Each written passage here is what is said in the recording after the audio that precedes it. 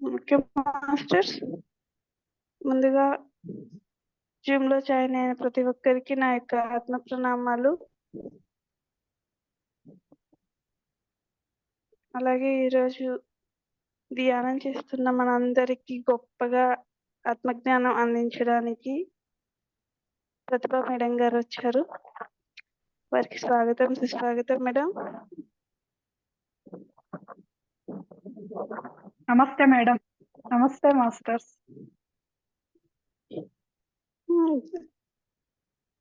మనకు ఆ మేడం అంటే ఈ జూమ్ సెక్షన్స్ మాస్టర్స్ ఆధ్వర్యంలో జరుగుతుందని మేము మనసా వాచ కర్మన నమ్ముతాం మేడం. ఆ మాస్టర్సే మీ ద్వారా మాకు మీ యొక్క వాకుని కానీ, మీ యొక్క జ్ఞానాన్ని కానీ, మీకు తెలిసిన జ్ఞానాన్ని మాకు అందించాలని కోరుకుంటున్నాం మేడం. స్వాగతం, సుస్వాగతం madam. Thank you madam. Thank you so much madam. Thank you madam. Start చేయండి మేడం. ఓకే. నమస్తే మాస్టర్స్. ముందుగా మన అందరి జగద్గురువు అయిన బ్రహ్మర్షి పితామహ పత్రిజీకి, స్వర్ణమాల మేడంకి, సెషన్ లో పాల్గొన్న మాస్టర్స్ కి, సెషన్ ని నడిపిస్తున్న మాస్టర్స్ కి, ఇతర మాధ్యమాల ద్వారా వీక్షిస్తున్న నా ఆత్మ బంధువులందరికీ ఆత్మ ప్రణామాలు. నాకు ఈ ధ్యాన జీవితాన్ని పరిచయం చేసిన సరోజ గొల్లపల్లి మేడంకి, నాకు ఆత్మ జ్ఞానాన్ని పరోక్షంగా అందించిన స్వామి పరిపూర్ణానంద స్వామికి, నా ఆత్మ ఎదుగుదలకు ప్రత్యక్షంగాను పరోక్షంగాను సహకరిస్తున్న ప్రతి ఒక్క ఆత్మ బంధువుకి ఆత్మ ప్రణామాలు. Thank you masters. ఈరోజు నేను మీతో పంచుకోబోయే ఆత్మ జ్ఞాన సందేశము పత్రిజీ ప్రబోధాలలో ఒక్కటైన ఉన్నదంతా ఆత్మే, మహా చైతన్యమే అనే ఆత్మ జ్ఞానాన్ని నా అవగాహన మేరకు నేను మీకు అందిస్తాను మాస్టర్స్. ఇది పత్రిజీ సార్ 2020లో లాక్డౌన్ టైంలో ఇచ్చిన సందేశం అన్నమాట. ముందుగా ఉన్నదంతా ఆత్మే, మహా చైతన్యమే అని ఆ అంశం గురించి తెలుసుకుంటాం. ఎందుకంటే ప్రకృతిలో ఉన్నదంతా కూడా ఆత్మ పదార్థమే అన్నమాట. సృష్టి ఎలా ఏర్పడుతుందంటే ముందుగా సృష్టి ఆవిర్భావం గురించి తెలుసుకుంటాం. సృష్టి ఎలా ఏర్పడుతుందంటే ప్రకృతి పురుషుల కలయికే సృష్టి అంటారు.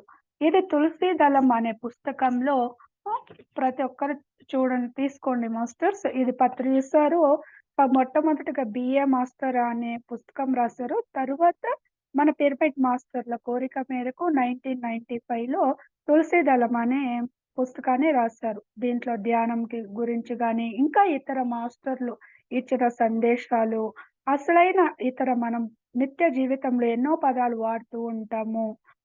ఉపనయనం అని, గురోపదేశం అని, బ్రహ్మోపదేశం అని, ఇంకా ఎన్నో పదాలు ఉపయోగిస్తుంటాం కదా. వాటికంతా కూడా అంతరార్థము ఇందులో ఉంటుందన్నమాట. అసలైన అంతరార్థము. పున్నామ నరకం అంటే ఏమిటి, సంధ్యావందనం అంటే ఏమిటి, ఇంకా పిరమిడ్ 18 ఆదర్శాల గురించి ఇదంతా కూడా ఉంటుంది. ఎన్నో సందేశాలు, దాదాపు 1,00,000 పుస్తకాలు చదివి సారు తన అనుభవాన్ని కూడా జోడించి మనకి ప్రతి ఒక్కరికి అర్థమయ్యేలా మనకి అందించారు. అందులోని సారాంశం ఈ తులసి దళం వన్న పుస్తకంలో పంచవింశతి అనే టాపిక్ ఉంటుందన్నమాట.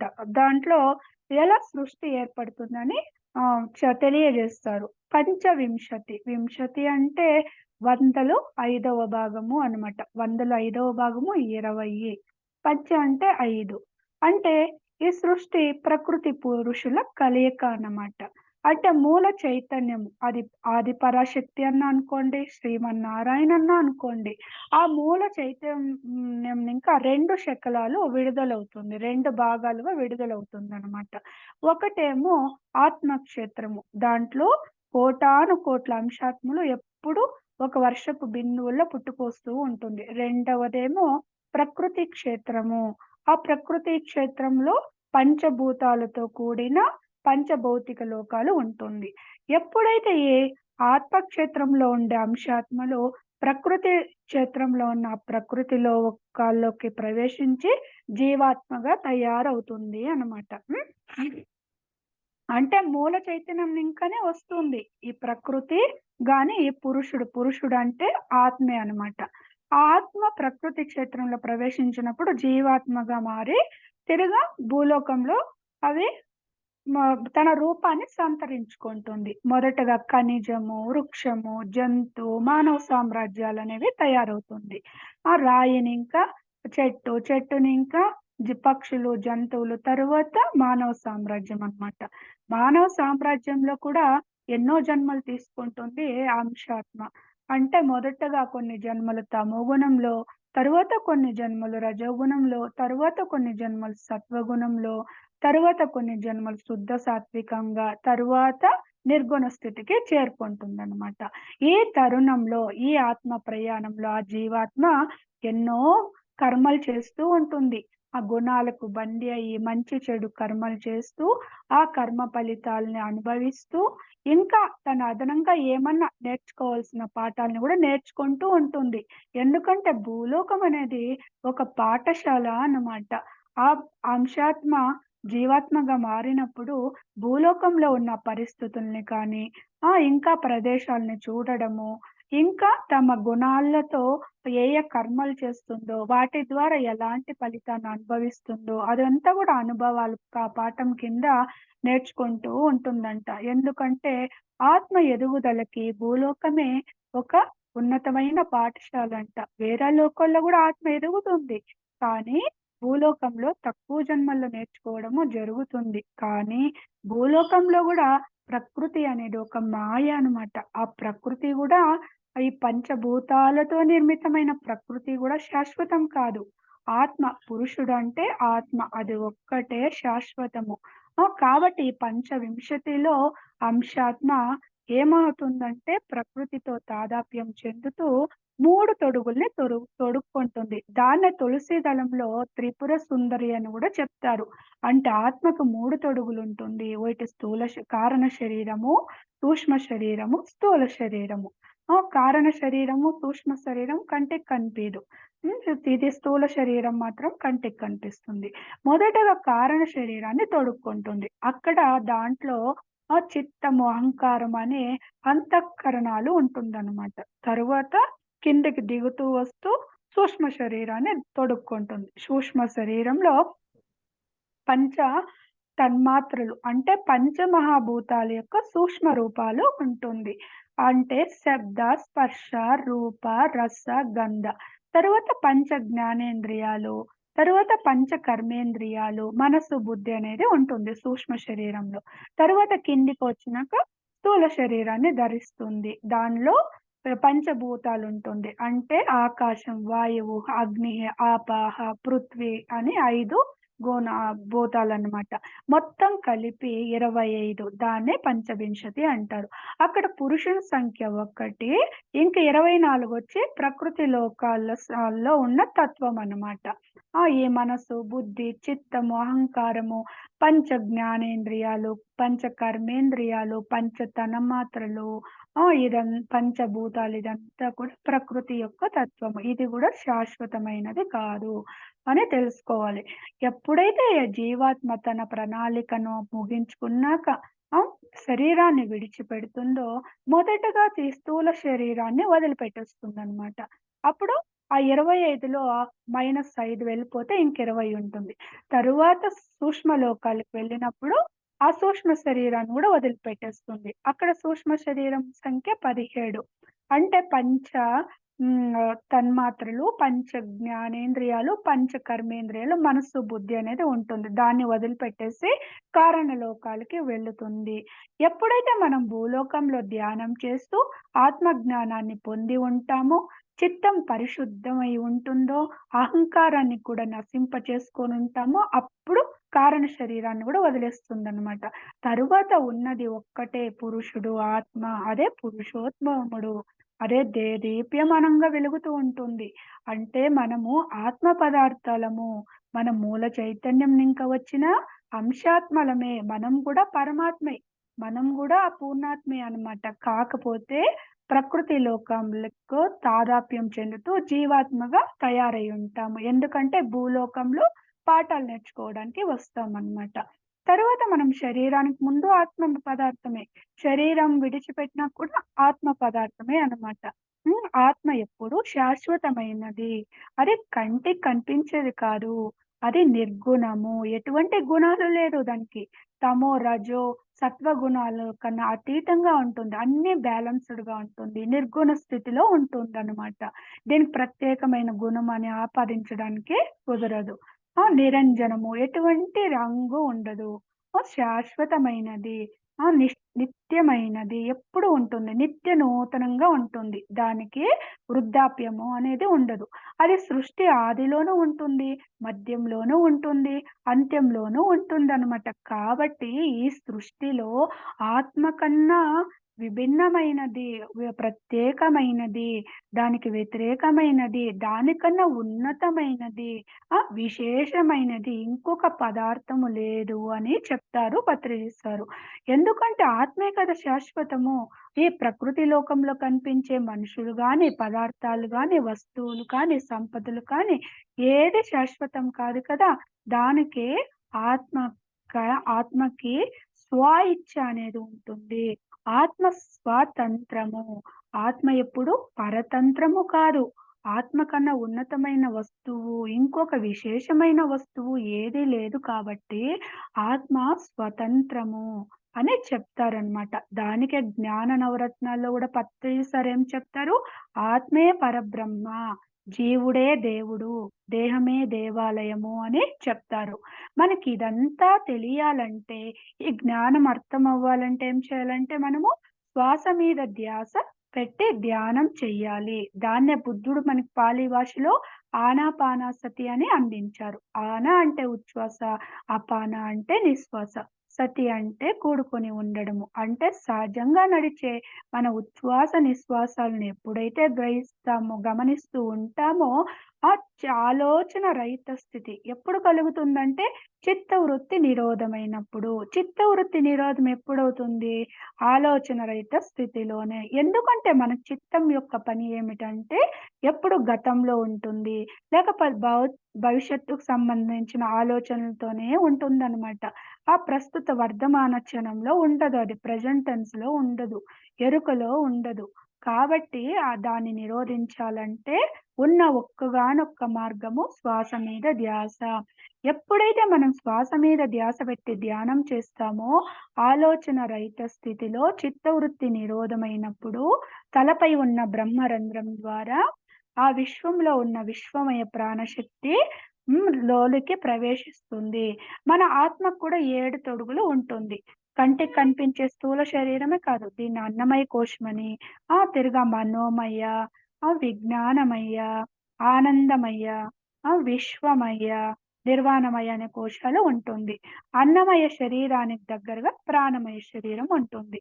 ప్రాణమయ శరీరంలో దాదాపు 2,72,000 నాడులు పెద్దవి, చిన్నవి అంతా కలిసి ఒక చెట్టుకి ఎలా వ్రేళ్ళుంటుందో, అదే విధంగా తలనింకా పాదం వరకు హ్మ్. చెట్టు శరీరం అంతా వ్యాపించి ఉంటుంది. దానిలో పూర్వజన్మ కృతం పాపం వ్యాధి రూపేణ పీడ్యతే అన్న విధంగా గత జన్మకి సంబంధించిన చెడు కర్మల తాలూకాల్ని బ్లాక్స్ రూపంలో, మచ్చల రూపంలో పెట్టుకొని జన్మ తీసుకుంటాము. ఎక్కడైతే ఆ నాడీ మండలంలో బ్లాక్స్ ఉంటుందో, దానికి దగ్గరగా ఉన్న శరీర భాగము అనారోగ్యానికి గురవుతూ ఉంటుందన్నమాట. ఎప్పుడైతే మనం ధ్యానం చేసి ఆహ్, ఆ విశ్వశక్తిని ఆవాహనం చేసుకుంటామో, నాడీ మండలము శుద్ధి అవుతుంది. అప్పుడు మనం ఆరోగ్యంగా ఉంటాము. మన కర్మలంతా గూడా ప్రక్షాళన అవుతుందనమాట. ఆ నాడీ మండలంలో బ్లాక్స్ రూపంలో ఉంటుంది కదా! పాప కర్మల తాలూకాలు అది ప్రక్షాళన అవుతుంది. అప్పుడు యోగి అనబడతాడు. తన కర్మలంతా ప్రక్షాళన చేసుకున్నవాడు యోగి అనమాట. తరువాత సాధనను పెంచుతూ పోతే మన కుండలిని గూడా జాగృతమవుతుంది. ఆ కుండలిని శక్తి దానిలో షట్‌చక్రాలుంటుంది. దానిలో 6వ చక్రాన్ని ఆజ్ఞా చక్రము అంటారు. అంటే మూలాధార, స్వాదిష్టాన, మణిపూరక, అనాహత, విశుద్ధ, నాడీ మండలం శుద్ధి అంటే విశుద్ధం అంతా శుద్ధి అయ్యుంటుంది. అప్పుడు వాక్ క్షేత్రం గూడా సరిపోతుంది. సరిగా పనిచేస్తుంది. ఆజ్ఞా చక్రము 2 కనుబొమ్మల మధ్య ఉంటుందనమాట. అది గూడా అంకురిస్తుందనమాట. అప్పుడే మనకు ఆత్మ జ్ఞానం అనేది అంకురిస్తుంది. దాన్నే దివ్య చక్షు అని, అంజనా అని, త్రియం తోడై అని, గురుస్థానమని, సుదర్శన చక్రమని అనేక పేర్లనమాట. అది అంకురించినప్పుడే నేను శరీరం కాదు ఆత్మ అని తెలుసుకుంటాము. తరువాత ఉన్నదంతా ఆత్మ పదార్థమే అని తెలుస్తుంది. సాధనను పెంచుతూ పోతే మన జన్మల్ని, కర్మల్ని గూడా చూసుకుంటాము. ఏ జన్మలో ఎటువంటి కర్మలు చేశామో, ఎటువంటి ఫలితాన్ని అనుభవించామో, ఎటువంటి రూపాన్ని ధరించామో శరీరాన్ని అని అదంతా తెలుసుకున్నాక మనము ఏం చేస్తాము? ప్రస్తుత వర్ధమాన క్షణంలో జన్మలో ఎరుకతో జీవిస్తాము. దాని ద్వారా మంచి కర్మలు చేస్తూ, మంచే మాట్లాడుతూ, మంచి ఆలోచిస్తూ ఏ జీవిని, ఏ మనిషిని హింస పెట్టకుండగా జీవించడం వల్ల మనము త్వరగా జనన మరణ చక్రాల్ని ఇంకా బయటపడడానికి సాధ్యమవుతుంది. ఇంకా సాధనను పెంచుతూ పోతే మన జన్మల్ని, కర్మల్నే కాకుండగా ఇతరుల జన్మల్ని, కర్మల్ని గూడా తెలుసుకుంటాము. గుర్తించడానికి సాధ్యపడుతుంది. అంటే ఆ జ్ఞానం అనేది వస్తుంది. మనకి ఆత్మశక్తి పెరిగే కొద్దిగా మన లోపల ఎంతో జ్ఞానం ఉంటుంది ఆత్మలో. ఆత్మకి ఎన్నో జన్మలు, ఎన్నో కర్మలు, ఎంతో అనుభవ జ్ఞానం అనమాట. మన బుద్ధి వికసించే కొద్దికి, మనసు శూన్యమయ్యే కొద్దికి, మనసు ప్రభావం తగ్గుతూ ఉంటే బుద్ధి గూడా వికసిస్తూ ఉంటుంది. జ్ఞానం గూడా పెరుగుతూ ఉంటుంది. మూడో కన్ను గూడా విస్తృతమవుతూ ఉంటుంది. ఉత్తేజితమవుతూ ఉంటుందనమాట. అప్పుడు మన జన్మల్ని, కర్మల్నే కాదు, ఇతరుల జన్మల్ని, కర్మల్ని చూడగలుగుతాము. సృష్టిలో ఈ భూలోకమే కాదు, కోటానుకోట్ల లోకాలున్నాయని తెలుస్తుంది. ఇలాంటి భూలోకాలు గూడా ఎన్నో ఉంటాయి. ఎన్నో పాలపుంతలు, ఎన్నో సూర్యమండలాలు, ఎన్నో రకరకాల లోకాలుంటుంది. వాటి యొక్క రహస్యాలు తెలుస్తుంది. ఆ లోకాలకు వెళ్ళినప్పుడు, ఆ లోకాలలో ఉండే మాస్టర్లిచ్చే జ్ఞానం గూడా తెలుసుకుంటాము. సో, ఇదంతా తోడై ద్వారా కానీ, తిరగా సూక్ష్మ శరీర యానం ద్వారా కూడా తెలుసుకుంటాము. అప్పుడే తెలుస్తుంది సూక్ష్మ శరీర యానం ద్వారానే నేను శరీరం కాదు ఆత్మ అని తెలుసుకుంటాము. ఆ సృష్టిలో ఉన్నదంతా ఆత్మ పదార్థమే. అణువణువున వ్యాపించి ఉన్నదే ఆత్మ పదార్థమే. ప్రతి జీవిలోనూ, ప్రతి ప్రాణిలోనూ, ప్రతి మొక్కలోనూ అంతా ఉన్నదంతా గూడా ఆత్మ చైతన్యమే అని తెలుస్తుంది. నేను శరీరం కాదు ఆత్మ అని తెలుసుకుంటే ఆత్మ జ్ఞానము. ఉన్నదంతా ఆత్మ పదార్థమే అని తెలుసుకుంటే అదే బ్రహ్మ జ్ఞానము. దానికే మై డియర్ ఫ్రెండ్స్ అంటారు. అంటే నువ్వు మానవులతోనే కాదు, జంతు, వృక్ష సామ్రాజ్యాలతో కూడా మిత్రత్వంగా వెలుగొందాలి.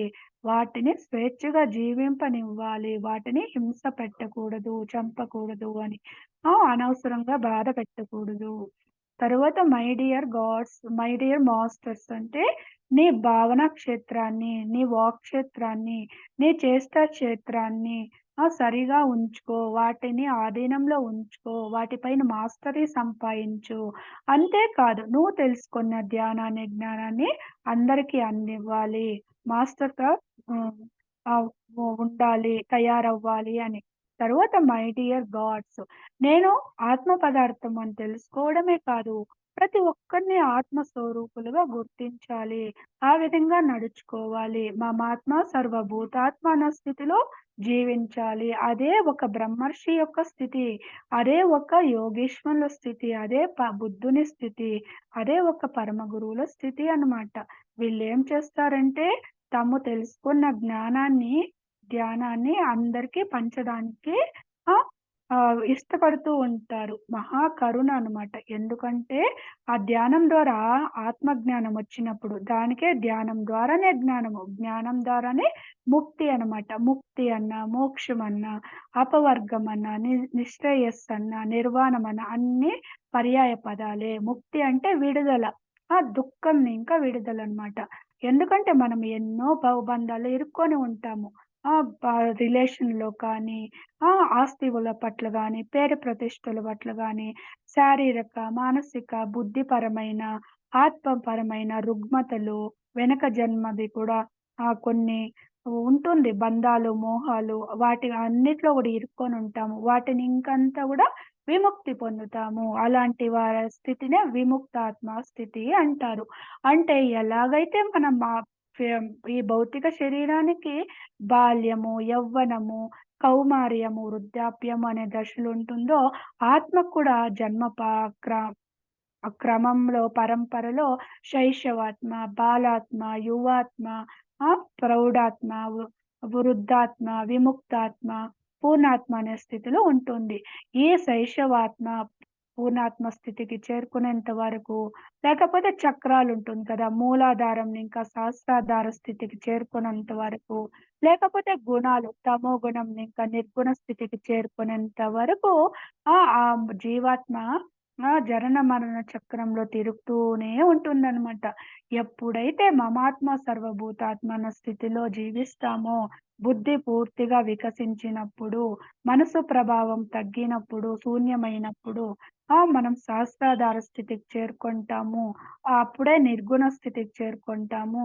అప్పుడు ఆనందంగా ఉంటామనమాట. మన జీవితంలో ఎటువంటి పరిస్థితులు, సంఘటనలు ఎదురైనా కూడా ఒక సాక్షిభూత స్థితిలో చూస్తూ ఉంటాము. అంటే మనసు దేనికి కుంగకుండగా, దేనికి పొంగకుండగా ఒక స్థితప్రజ్ఞ స్థితిలో ఉంటామనమాట. అదే అనమాట ఒక బ్రహ్మర్షి యొక్క స్థితి. దానికే అర్జునుడు గూడా భగవద్గీతలో అర్జునుడికి చెప్తాడు.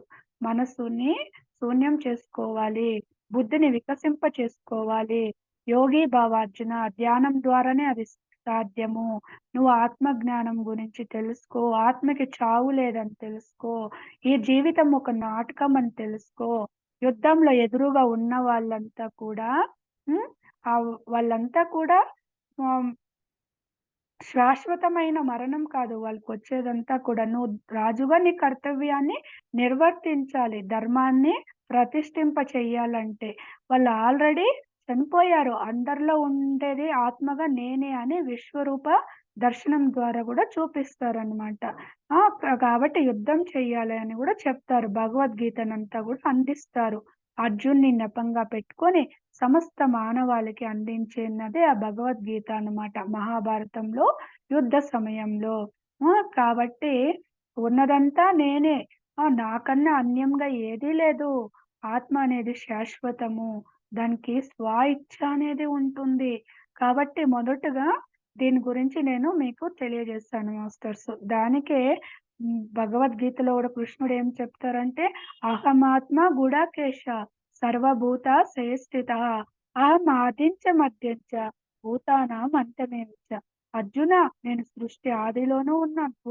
ముందు ఉన్నాను. సృష్టి ఆదిలోనూ ఉన్నాను. మధ్యంలోనూ ఉన్నాను. అంత్యంలోనూ ఉంటాను. నేను అందరిలో స్వరూపుడుగా ఉన్నది నేనే. అంతటా ఉన్నది నేనే అని గూడా చెప్తాడనమాట. కాబట్టి ఆత్మకి స్వ ఇచ్ఛ అనేది ఉంటుంది. ఆ! ఆత్మ తన ఇష్టానుసారంగానే పైలోకాల్లో ఉన్నప్పుడు ఒక ప్రణాళిక వేసుకుంటుందనమాట. భూలోకానికి రావడానికి, కొన్ని పాఠాలు నేర్చుకోవడానికి. అక్కడ ఎవ్వరు అడ్డు చెప్పరు. హ్మ్. అంతటా ఉన్నది, ఎదుటి వారిలో ఉన్నది కూడా ఆత్మే కాబట్టి ఎవ్వరు అడ్డు చెప్పరు. కాబట్టి నేను ఎలాంటి ప్రదేశంలో పుట్టాలా? ఏ దేశంలో పుట్టాలి? ఏ రాష్ట్రంలో పుట్టాలా? ఏ తల్లిదండ్రులకి పుట్టాలా? నాతో వచ్చే అన్నదమ్ములు ఎట్లా ఉండాలా? గురువులు ఆ పరిస్థితుల్ని, ఆ ప్రదేశాల్ని, కొన్ని సంఘటనల్ని గూడా ఏదో కొన్ని పాఠాలు నేర్చుకోవడానికి సహనం గురించో, క్షమ అంటే, కృతజ్ఞత అంటే ఇదంతా పాఠాలు కదా! అదంతా నేర్చుకోవడానికి కూడా వస్తుందనమాట. అట్లా సృష్టించుకుంటూ వస్తుంది. కొన్ని మంచి కర్మల్ని సృష్టించుకుంటుంది ప్రణాళికలు, ఎంపికలుగా. కొన్ని చెడు కర్మల్ని గూడా సృష్టించుకుంటుందనమాట. అక్కడ తనే స్క్రిప్ట్ రాసుకుంటుంది. సినిమాకి ఎలాగైతే స్క్రిప్ట్ రాస్తారో ఒక రచయిత, అదే స్క్రిప్ట్ రాసుకొని పాత్రలు గూడా ఎన్నుకొని భూలోకానికి వస్తుందనమాట. భూలోకానికొచ్చినాక ఈ ప్రకృతి మాయలో పడి మర్చిపోతుంది. మామూలుగా అయితే ఆత్మ అంటే ఎరుక, చైతన్యము, అవేర్‌నెస్సు. హ్మ్. ఇక్కడ భూలోకంలో ఆ మాయకి, అజ్ఞానానికి లోనయ్యి మనస్సు ప్రభావం చేత తన ప్రణాళికను మర్చిపోతూ ఉంటుంది. అలా మర్చిపోయి తమోగుణంలో కొన్ని జన్మలు, రజోగుణంలో కొన్ని జన్మలు, సత్వగుణంలో కొన్ని జన్మలు, తరువాత నిర్గుణ స్థితికి చేరుకుంటుంది. ఆ శుద్ధ సాత్వికంకొచ్చినప్పుడు, ధ్యానం పరిచయమైనప్పుడు, ఆత్మజ్ఞానం పొందినప్పుడు, తరువాత నిర్గుణ స్థితికి చేరుకుంటుంది. తను గూడా పూర్ణాత్మ స్థితికి చేరుకొని, తను కూడా సహసృష్టికర్తగా తయారవుతుందనమాట. తను కూడా అంశాత్మల్ని, ప్రకృతి లోకాల్ని సృష్టిస్తుందనమాట. ఈ విధంగా ఆత్మ ప్రయాణము జరుగుతూ ఉంటుంది. ఆత్మ ప్రయాణము ఆత్మ హనుమంతుని తోక లాంటిదనమాట. ఆత్మ తోక. దానికి ఆత్మ, ఆ జీవాత్మ ఎన్నో జన్మలు తీసుకుంటుంది. ఎన్నో కర్మలు చేస్తుంది. ఒక్కొక్క జన్మలో. ప్రతి జన్మలోని ఎదుగుదలే ఉంటుందనమాట. హ్మ్. ఎక్కడ తిరోగమనం అనేది ఉండదు. పురోగమనం అనేదే ఉంటుంది. అలా జన్మల్ని చేసుకొని ఆజ్ఞా చక్రాన్ని దాటి సహస్రాధార స్థితికి రావాలనమాట. దానికే పత్రి సార్ 5 ఫింగర్ కాన్సెప్ట్‌లో గూడా శరీరము, మనసు, బుద్ధి, ఆత్మ, పరమాత్మ, సర్వాత్మ అని చెప్తారు. ఆ! ఈ ఈ బుద్ధి మనసుతో కూడి ఉంటే ప్రాపంచికత. ఈ బుద్ధి ధ్యానం ద్వారా ఇక్కడ ఆత్మతో అనుసంధానమైతే ఆధ్యాత్మికత అనమాట. అప్పుడు బుద్ధి సరిగా పనిచేస్తుంది. బుద్ధి సరిగా పనిచేస్తే మంచి నిర్ణయాలు తీసుకుంటుంది. అప్పుడు మనస్సు గూడా మంచి ఆలోచనలు వస్తుంది. అప్పుడు ఇంద్రియాలు సరిగా పనిచేస్తుందనమాట. తరువాత ఈ ఆత్మ కూడా మెల్లిమెల్లిగా సర్వాత్మ స్థితికి ఎదుగుతుంది అనమాట. అప్పుడు ఏమంటే ఆ సర్వాత్మ స్థితికి ఎదిగినప్పుడు ఆ దైవిక లక్షణాలు ఉట్టి పడుతుందనమాట. మనలో నిద్రాణ స్థితిలో ఉన్న ఆ దైవిక లక్షణాలు మనసు శూన్యమైనప్పుడు, బుద్ధి వికసించినప్పుడు ఆ కరుణ, దయ, ప్రేమ, క్షమ, సహనము, ఓర్పు ఇదంతా కూడా ఉట్టి పడుతుంది. ఏం చేస్తామప్పుడు? నేను తెలుసుకున్న జ్ఞానాన్ని అందరికీ చెప్పాలి. ఆ ధ్యానాన్ని ప్రతి ఒక్కరూ ఆనందంగా ఉండాలి. దుఃఖరాహిత్య స్థితిని పొందాలి. జన్మరాహిత్య స్థితిని పొందాలి. వాళ్ళు కూడా దైవాలుగా ఎదగాలి అని ఆరాటపడుతుందనమాట. అలాంటి వాళ్ళే బుద్ధుళ్ళు. ఆ! ఆహ్, అలా అలాంటి కోవకు చెందిన వాళ్ళే బుద్ధుడు, యేసు ప్రభువు, మన పత్రి సారు, జీససు, రాముడు, కృష్ణుడు అందరూ అనమాట. కాబట్టి ఆత్మకి స్వేచ్ఛ ఉంటుంది. పైలోకాల్లో ఎన్నుకుంటుందనమాట. నేను భూలోకంకి పోయి మంచి చేస్తాను, లేకపోతే పిరమిడ్‌లు కడతాను, మసీదులు కడతాను, గుళ్ళు కడతాను అని ఒక ఆత్మ ఎంచుకుంటుంది. ఇంకొక ఆత్మ అయితే, అయ్యో! నేను జన్మ తీసుకోను భూలోకంలో లాస్ట్ టైమ్ వెళ్ళి రసాభాస చేసుకొచ్చాను. నేనింక వెళ్ళను అంటే ఓకే అంటారు. అక్కడ ఎవరు బలవంతం చేయరనమాట. పైలోకాల్లో గూడా మనకన్నా సీనియర్ మాస్టర్స్ అనేవాళ్ళు ఉంటారు. మనకి ఒక దిశానిర్దేశం చేసేవాళ్ళు గూడా ఉంటారు. ఎలాగైతే మనకి భూలోకంలో గురువులుంటారో, స్కూల్లో టీచర్స్ ఉంటారో, అదే విధంగా మనకి అక్కడ గూడా ఉంటారనమాట. అన్నిటికి యెస్, యెస్, ఓకే, ఓకే అంటూ ఉంటారంట. తరువాత ఏం చేస్తారు ఇంకొక ఆత్మ, నేను హ్మ్. చెడు పనులు చేసే కొన్ని సంఘటనలు ఎంచుకుంటుంది. నేను జిహాద్‌గా ఉంటాను. నా నడుముకి బాంబులు కట్టుకొని వెళ్ళి జనాల మధ్యంలో బ్లాస్ట్ చేస్తాను. లేకపోతే ట్రైన్‌లో వెళ్ళి బాంబులు పెట్టి కూలుస్తాను. మసీదులు, చర్చుల్ని కూలుస్తానంటే ఓకే అంటారనమాట. ఇంకొన్ని ఆత్మలు నేను వెళ్లి ధ్యాన ప్రచారం చేస్తాను, దాన ధర్మాలు చేస్తానంటే ఓకే అంటారు. దేనికైనా స్వేచ్ఛ అనేది ఉంటుంది. వా పైలోకాల్లో. భూలోకంకొచ్చినప్పుడు ఆ పనులు చేస్తూ ఉంటారు. ఏ ఊరు ఎదురు చెప్పరనమాట. ఇక్కడేమంటే ఒకటి సూక్ష్మంగా దాగి ఉండేది. నువ్వు ఏ పనన్నా చెయ్యి. మంచి చేస్తే మంచి, చెడు చేస్తే చెడు. కానీ ఆ ఫలితాన్ని చివరికి నువ్వే అనుభవించాలి. అది ఈ జన్మలో అయినా, వెనుక జన్మలో అయినా. కానీ ఎప్పుడైతే ధర్మం అణచబడి అధర్మం ఆహ్, హ్మ్. గా విజృంభిస్తుందో అప్పుడు పరమాత్మ తన్ను తాను సృష్టించుకొని ఆ సర్వాత్మ ఒక అవతార పురుషుడుగానో, కారణ జన్ముడుగానో, లేకపోతే ఇట్లా గురువులుంటారు కదా! బుద్ధుడు, యేసుప్రభు అలాంటి రూపంలోనో వస్తారనమాట. అదే విధంగా రావణాసురుడు, ఆ! ఇది వీళ్ళున్నారు కదా! ఇంకా హిరణ్యకశిపుడు వీళ్ళంతా కూడా ఆ ఆ కోవలోకే చెందిన వాళ్ళే. పైలోకాల్లో చక్కగా డిజైన్ చేసుకొని భూలోకంకొచ్చారు. ఇక్కడేం చేస్తారంటే తపస్సు చేస్తారు. తపస్సు చేస్తూ ఏం చేస్తారు? కోరికలు కోరుతారనమాట. ఎందుకంటే తమో, రజో గుణాల్లో ఉంటారు కదా! కోరికలు, పదవుల పైన ఆసక్తి వస్తుంది.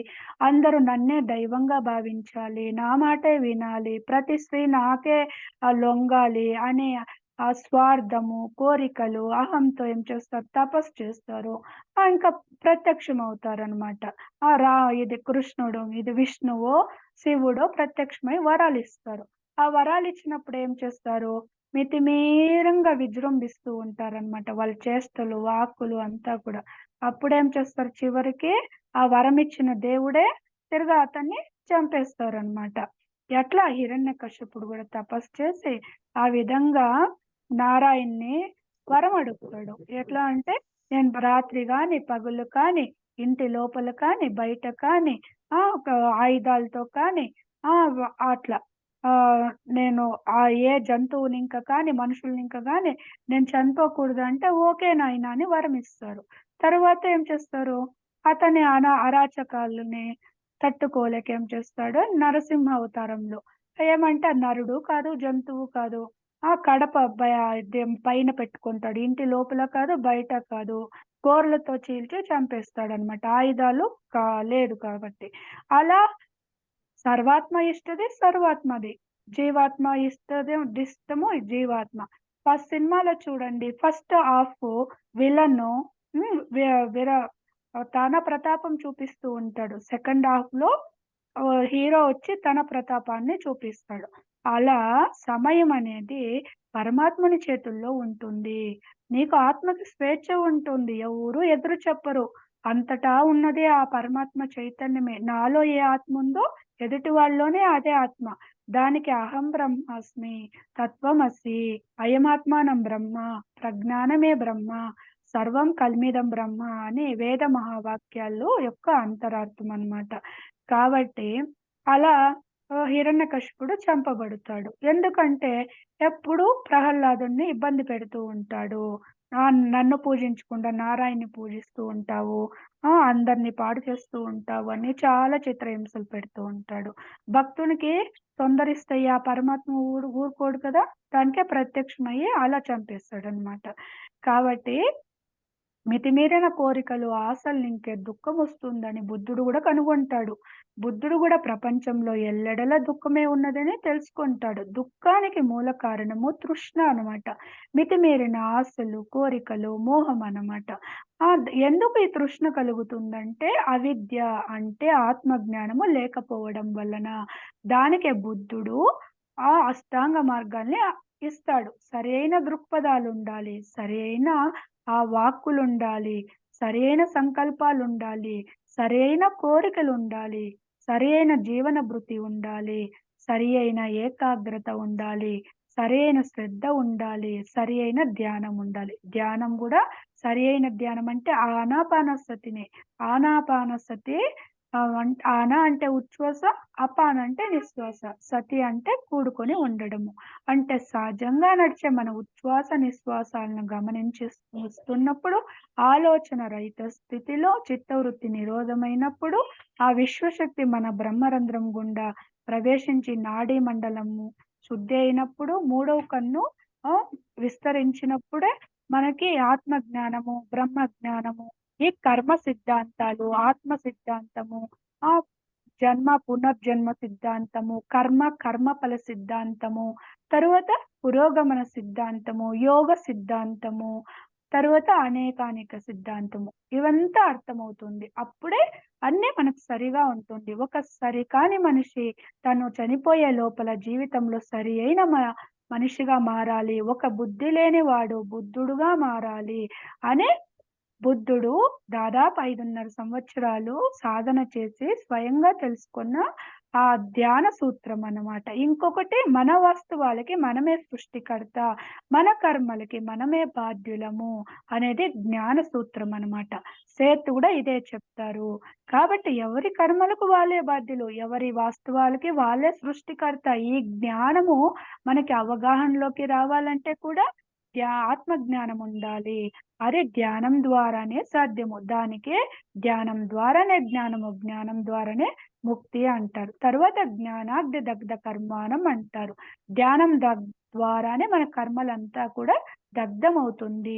శారీరక ఆరోగ్యం వస్తుంది, మానసిక ప్రశాంతత వస్తుంది, బుద్ధిలో సునిశ్చితత్వం వస్తుంది, ఆర్థిక సంక్షేమము కలుగుతుంది, ఆత్మ విజ్ఞానం వస్తుంది, ముక్తి, పరిముక్తి, మహాపరిముక్తి కలుగుతుంది. నిర్వాణము, పరినిర్వాణము, మహాపరినిర్వాణము స్థితులు కలుగుతుందనమాట. కాబట్టి మన వరకే మనము ఆత్మ జ్ఞానాన్ని పొంది మనమే జ్ఞానం చేసుకుంటూ ఆనందంగా ఉంటే అది అరిహంతు స్థితి. మన వద్దకు వచ్చిన వాళ్ళకే తెలియజేస్తే అది బోధిసత్వ స్థితి. ప్రపంచమంతా తిరిగి పత్రిజీలా, బుద్ధుల్లా తిరిగి అందరి ఆనందాన్ని కోరుకుంటే, సమస్త ప్రాణికోటి యొక్క ఆనందం గూడా కోరుకుంటే అదే బుద్ధత్వ స్థితి అన్నమాట. బుద్ధత్వ ప్రాప్తి కోసమే, ఆ ఆనంద స్థితి కోసమే ఈ జీవాత్మ ఇన్ని కర్మలు చేస్తూ ఉంటుంది. ఎరుకతో ఉండాలి. మనం ప్రణాళిక వేసుకునేటప్పుడు కూడా ఎరుకుతో ఉండాలి పైలోకాల్లో. కింద వచ్చినా కూడా మర్చిపోకూడదు. ఎరుకుతో ఉండాలి. తరువాత మన ప్రణాళిక అయిపోయినా కూడా ఎరుకుతో శరీరాన్ని వదిలిపెట్టాలి. తిరగా ఏదో పదవులు, వ్యామోహాల పైన లేకపోతే ఇంకా భవబంధాల్లో ఇరుక్కొని ఆ శ్వాస వదిలితే కూడా తిరగా అదే ఎరుకతోనే మళ్ళీ ప్రణాళిక యేసుకొని మళ్ళీ అదే ప్రదేశాల్లో కూడా దానికోసమే పుట్టాల్సొస్తుంది. కాబట్టి ఎరుకతో శరీరాన్ని వదలాలంటే కూడా మరణానంతర జీవితం గురించి తెలుసుకోవాలి. ఈ భూలోకమే కాదు, ఇంకా పైన అద్భుతమైన లోకాలుంది. ఇంకా ఈ ఆత్మ ఎన్నో లోకాలకు వెళ్ళగలుగుతుంది. ఎన్నో ప్రదేశాలను చూడవచ్చు. అక్కడ కూడా ఆత్మ జ్ఞానాన్ని పొందవచ్చు. ఇక్కడ ఎలా ఉంటుందో భూలోకంలో అలాగే కూడా ఎన్నో భూలోకాలు కూడా ఉంటుందన్నమాట. ఆ మరణానంతర జీవితం గురించి కూడా తెలుసుకోవాలి. తర్వాత ఏం చేస్తారంటే ఇంకొకటి ఉదాహరణ చెప్తారు. పత్రిసారి ఎన్నో ఉదాహరణలు చెప్తారనమాట దీనిలో. ఇంకొక వ్యక్తి ఏం చేస్తాడంటే తపస్సు చేస్తాడు. శివునుడు ప్రత్యక్షమవుతాడనమాట. అక్కడ కూడా ఏం చేస్తాడు? వరాలు కోరుతాడు. అతను ఎవరంటే వీళ్ళనమాట రావణాసురుడు. సో, చివరికి ఏం చేస్తాడంటే సీతని అపహరిస్తాడు రాముని దగ్గర నుంచి. అప్పుడు ఏం చేస్తాడంటే శివుడు హనుమంతుడిని పంపిస్తాడు. హనుమంతుడు కూడా శివుని అంశే అన్నమాట, అవతారమే. వచ్చి రామునికి సహాయం చేసి లంకని దహింపచేసి సీతని తీసుకొనొస్తాడు రావణాసురుడిని చంపేసి. అలా ఎవరి ప్రణాళిక వాళ్ళదే. ఎవరికి కర్మలకి వాళ్ళే బాధ్యులు. ఎవరి వాస్తవాలకి వాళ్ళే సృష్టికర్త. కాబట్టి ఆత్మకి స్వేచ్ఛ ఉంటుంది. ఆ! కాబట్టి అర్జునుడికి కూడా కృష్ణుడు ఏం చేస్తాడు? యథా ఇచ్చసి తథా కురు అని చెప్తాడు. అర్జున, నేను చెప్పవలసిన జ్ఞానాన్ని, ఇవ్వవలసిన జ్ఞానాన్ని అంతా ఇచ్చాను. ఇలా చేస్తే దీని ఫలితం ఇలా ఉంటుంది. అలా చేస్తే అలా ఉంటుంది. తరువాత నీ ఇష్టము. నీకేది ఇష్టమో అది చెయ్యి అని వదిలేస్తారనమాట ఆ జ్ఞానాన్ని అందించి. అంటే హతౌవ ప్రాప్స్యసి స్వర్గం జిత్వా వా భోక్ష్యసే మహిం తస్మాత్ ఉత్తిష్ట కౌంతేయ యుద్ధాయ కృత నిశ్చయః. అంటే అర్జున, యుద్ధంలో నువ్వు మరణిస్తే స్వర్గానికి వెళ్తావు. అక్కడ కూడా మంచే జరుగుతుంది. నీకెక్కడ నష్టం అనేదే లేదు. అక్కడ కూడా నీకన్నా ముందు చనిపోయి ఉన్న వాళ్ళు ఉంటారు. నీకు తెలిసిన వాళ్ళు ఉంటారు. అక్కడ కూడా సంబరాలు చేసుకోవచ్చు. భూలోకంలో జననము మనం పుట్టినప్పుడు ఎలా సంబరాలు చేసుకుంటారో, మనం శరీరాన్ని విడిచిపెట్టినప్పుడు మన ఆత్మ పైలోకాలకు వెళ్ళినప్పుడు పైలోకంలో ఉన్న వాళ్ళు కూడా సంబరాలు జరుపుకుంటారంట. స్వాగతం పలుకుతారంట. మనకన్నా శరీరాన్ని విడిచిపెట్టిన వాళ్ళుంటారు, తెలిసిన వాళ్ళుంటారు, ఇంకా గురువులు, మాస్టర్లంతా కూడా ఉంటారు. దాన్నింకా ఏమి నష్టం లేదు. అక్కడి నుంకే కదా వచ్చాము, తిరిగి అక్కడికే కదా వెళ్తాము. మన ఆత్మ పైలోకాల నుంకే కదా వస్తుంది. శరీరాన్ని విడిచిపెట్టినా కూడా తిరిగి పైలోకాలకే వెళ్తాం. ఎందుకంటే పగలుకు మధ్య రాత్రి ఎలాగో రాత్రి ఉండడం వల్లే కదా శరీరానికి విశ్రాంతి, నిద్ర. శరీరం కూడా ఎన్నో పనులు చేసి అలసిపోయి ఉంటుంది కదా, నిద్ర కావాలి కదా. అదే విధంగా జన్మకు మధ్య ఆత్మకి విశ్రాంతి అన్నమాట. తరువాత ఎన్నో కర్మలు చేస్తూ ఉంటుంది ఈ జన్మలో. అక్కడ కూడా కొంచెము సేద తీరుతుంది పైలోకాలకు పోయినా కూడా. ఆ తరువాత ఇంకొక కొత్త ప్రణాళిక వేసుకొని కొత్త పాఠాలు నేర్చుకోవడం కోసము ఎంతో ఉత్సాహంగా వస్తుంది. ఎలాగైతే మనము చినిపోయిన బట్టని, షర్ట్‌ను చినిగిపోయిన వస్త్రాన్నో, మురికి వస్త్రాన్ని వదిలేసి కొత్త వస్త్రాన్ని కొత్త ఉతికిన వస్త్రాన్ని ధరిస్తామో, అదే విధంగా గూడా ఆత్మ ఈ శరీరాన్ని వదిలేస్తుంది. ఆ! ఆత్మకి చావు లేదు. ఆ! కాబట్టి మరణానంతర జీవితం గురించి కూడా తెలుసుకుంటే ఎవరు మరణం గురించి భయపడరు అని పత్రిసారు మరణ విజ్ఞానాన్ని గూడా అందించారు.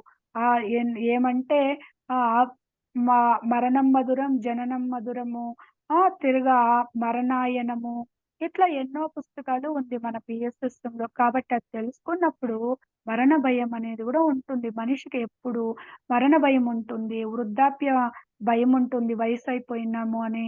రోగమొచ్చినప్పుడు భయముంటుంది. లేకపోతే పేరు ప్రతిష్టలు యాడ కోల్పోతామనుంటుంది. లేకపోతే తమకు తెలిసిన వాళ్ళు తమ బంధువర్గాలు చనిపోతే నా పరిస్థితి ఎలా అని ఉంటుంది. లేకపోతే మనం పోతే వాళ్ళ పరిస్థితి ఎలా అని ఉంటుంది. ఇలా భావాలే బంధనాలుగా ఇరుక్కొని రోజు రోజుకి చస్తూ ఉంటుందనమాట. మరణమనేది శరీరానికి ఒక్కసారే కానీ ఇలాంటి ఆలోచనలతో మనము నిత్యము దాన్ని తలుసుకొని బాధపడుతూ క్షణక్షణం చస్తూ ఉంటాం. కాబట్టి మరణానంతర జీవితం గురించి తెలుసుకోవాలనమాట. అలా ఏమవుతుందంటే ఏమిటికైనా స్వేచ్ఛ ఉంటుంది ఆత్మకి. నువ్వు ఏమన్నా చేయొచ్చు భూలోకాల్లో. ఎవరినన్నా చంపు. ఏ జీవినన్నా చంపు. నోటి రుచి కోసమో, ఆ! లేకపోతే ఇంకా ఏమన్నా అదనంగా డబ్బు సంపాదన కోసమో, ఇంకెవరినైనా మోసం చేయడమో, దొంగతనాలు చేయడమో, ఇంకెవరన్నా స్త్రీలనంతా కూడా బలవంతంగా వాళ్ళని పాడు చేయడమో, నువ్వు ఏమన్నా చెయ్యి నాయనా నీకు స్వేచ్ఛ ఉంటుంది. కానీ దాని ఫలితాన్ని అనుభవించాల్సిందే. ఎలా అంటే పైలోకాలకి ఆత్మ వెళ్ళినప్పుడు కొంత విశ్రాంతి తీసుకోవడానికి అవకాశం ఇస్తారు. తరువాత మనల్ని ఒంటరిగా ఒక రూమ్‌లో కూర్చోబెట్టి, హాల్‌లో కూర్చోబెట్టి మన సినిమా మనకి చూపిస్తారు. అదే ఆకాషిక్ రికార్డ్స్ అన్నమాట. దాన్నే చిత్రగుప్తుడు అంటే గుప్తంగా ఉన్న మన చిట్టాన్ని విప్పి చూపిస్తారనమాట. మన సినిమా మనకి చూపిస్తారు. నాయనా నువ్వు పైన ప్రణాళిక వేసుకొని వెళ్ళావు కదా!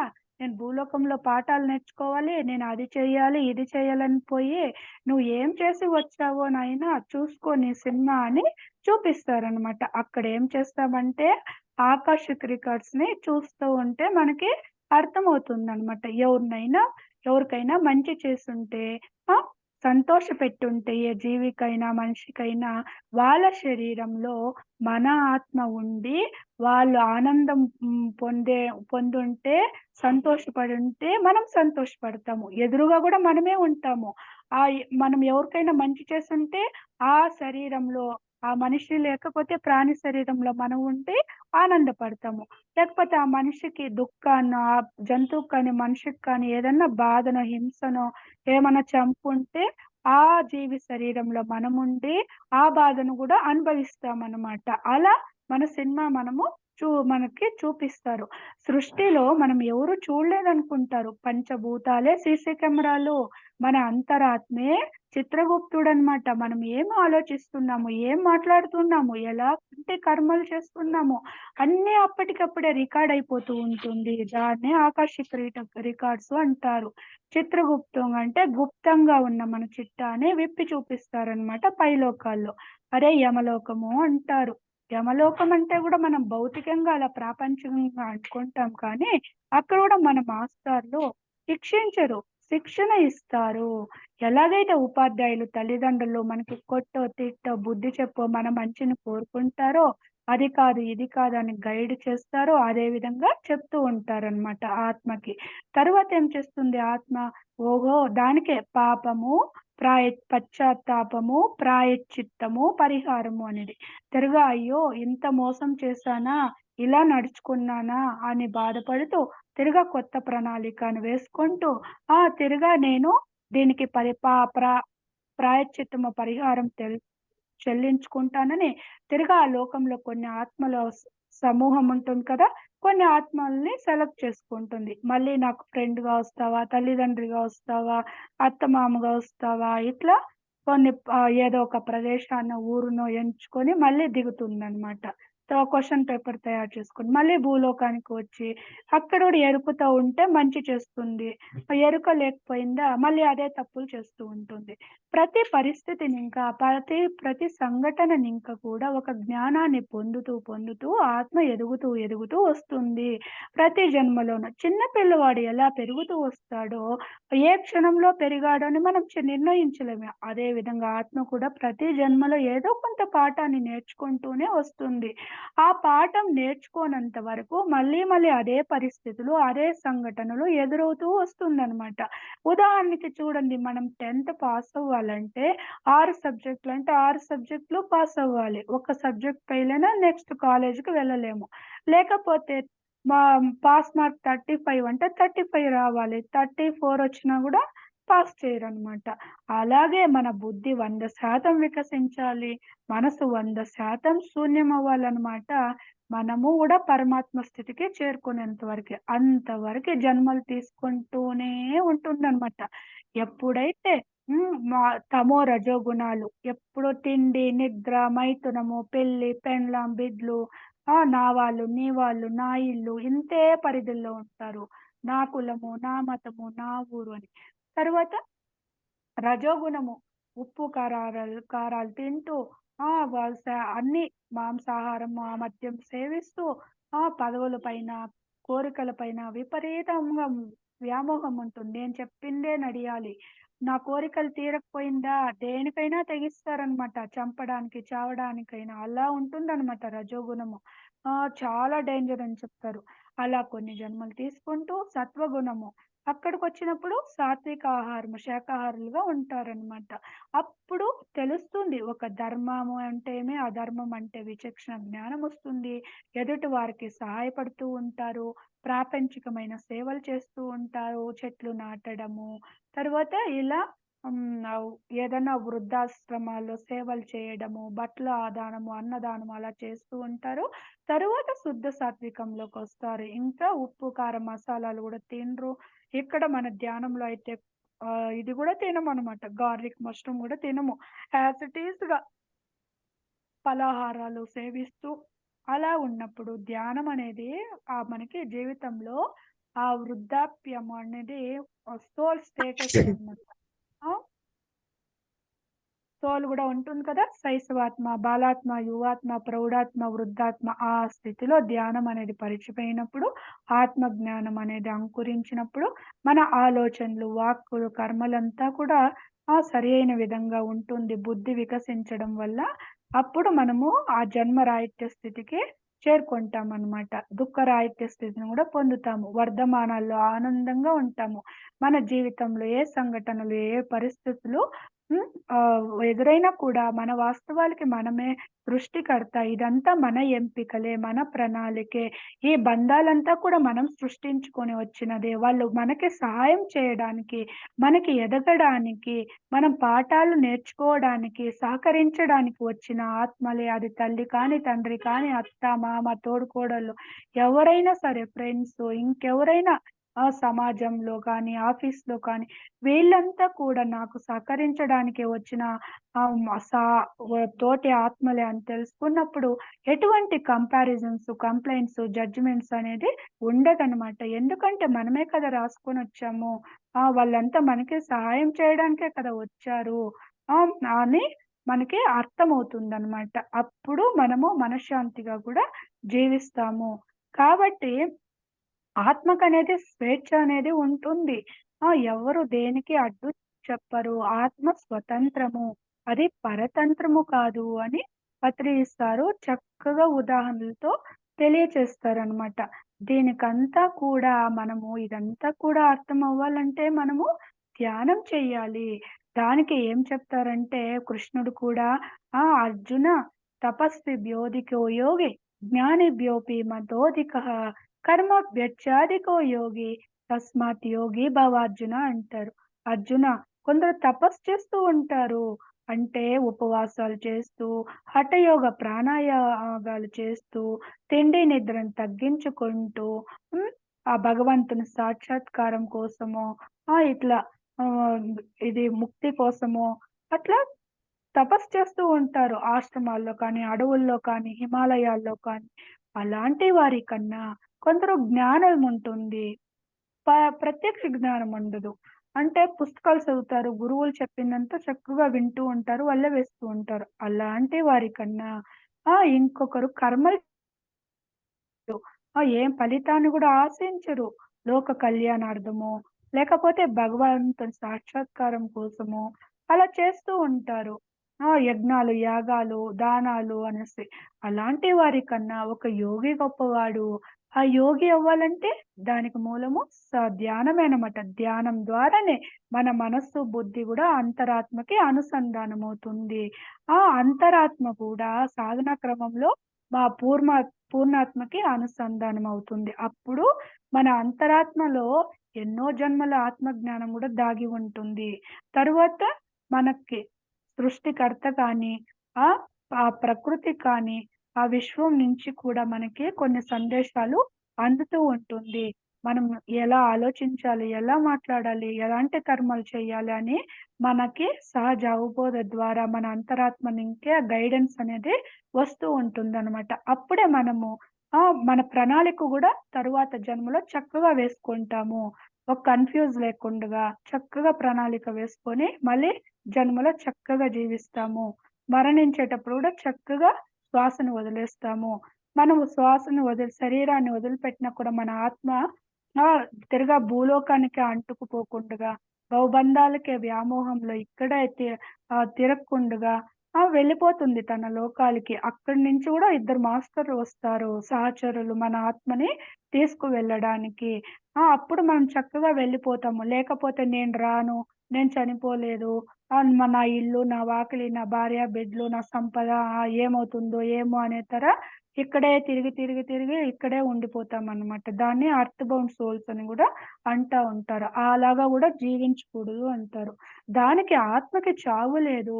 దానికే భగవద్గీతలో ఇంకొక శ్లోకం గూడా చెప్తారు. నైనం చిందంతి శస్త్రాని, నైనం దహతి పావకః, న చైవ క్లేదయంత్యాపో నాను శోషయతి మారుతః అని చెప్తారనమాట. అంటే అర్జున ఆత్మ అనేది శస్త్రాలచే ఛేదింపబడదు. నీటిచే తడపబడదు. వాయువుచే శుష్కింపబడదు. ఎండచే ఎండబడదు. అగ్నిచే దహింపబడదు అని గూడా చెప్తారు. కాబట్టి పుట్టిన వారు మరణించక తప్పదు. మరణించిన వారు తిరిగి జన్మ తీసుకోక తప్పదు. దానికే జాతఃయసి ధ్రువో మృత్యుః. ధ్రువం జన్మ మృతస్య చ. తస్మాత్ అపరిపాహార్యార్థే నత్వం శోచితుం అర్హసి అని చెప్తారు. తర్వాత ఏం చెప్తారంటే ఇంకొక ఉదాహరణ గూడా చెప్తారనమాట. ఆ నవకాంత్ సార్ ఉన్నారు కదా! PMC director. వాళ్ళు గూడా నేను ఎప్పుడైనా ఒక డైరెక్టర్ కావాలని ఆశ ఉన్నింది. 20 చిన్న పనులు చేస్తూ మన పిఎస్ఎస్ఎంలో ఇప్పుడు పీఎంసీ ఛానెల్‌కి డైరెక్టర్ అయ్యారు అనమాట. అలా కోరికలు ఉంటుంది. కోరికలు ఈ జన్మలో అన్నా తీరొచ్చు, రాబోయే జన్మలో అన్నా తీరొచ్చు. కానీ అంతవరకే మనము పాఠాలు నేర్చుకుంటూనే ఉంటామనమాట. ఆత్మ ప్రయాణం అనేది అనంతము. ఆదినింక వస్తున్న మన ఆత్మ గురించి తెలుసుకోవడమే ఆధ్యాత్మికత అనమాట. ఆధ్యాత్మిక అన్ని శాస్త్రాల్లో కూడా ఆహ్, ఉన్నతమైనది ఆధ్యాత్మిక శాస్త్రమే. హ్మ్. ఎందుకంటే వా ఆత్మజ్ఞానం లేనప్పుడు ఏది శాశ్వతము, ఏది అశాశ్వతము, ఏది ధర్మము, ఏది అధర్మము, ఏది నిత్యము, ఏది అనిత్యము అనేది తెలియదనమాట. ఎప్పుడైతే ఆత్మజ్ఞానం కలుగుతుందో, నేను శరీరం కాదు ఆత్మ అని ఉన్నదంతా ఆత్మ పదార్థమే అని ఈ భౌతిక ప్రపంచం అంతా అశాశ్వతమని, ఈ భవబంధాలంతా అశాశ్వతం అనే సత్యం బోధపడుతుందో, అప్పుడు మనం ఏది నిత్యమైందో దాన్ని పట్టుకుంటాము. దాని కోసము తాపత్రయపడుతాము. దానికోసం సమయం కేటాయిస్తాము. ప్రాపంచికంగా మనం జీవించడానికి పొట్టకూటి కోసమో, కొన్ని సుఖాల కోసమో డబ్బు గూడా అవసరము. మనం ముందే దానికి కూడా పని చేయాల్సి వస్తుంది. కానీ అదే మోహంలో ఉంటూ, అదే వ్యాపకంలో ఉంటూ, అదే జీవితం అనుకుంటూ, అదే శాశ్వతం అనుకుంటూ సమయాన్ని వృధా చేయకూడదు.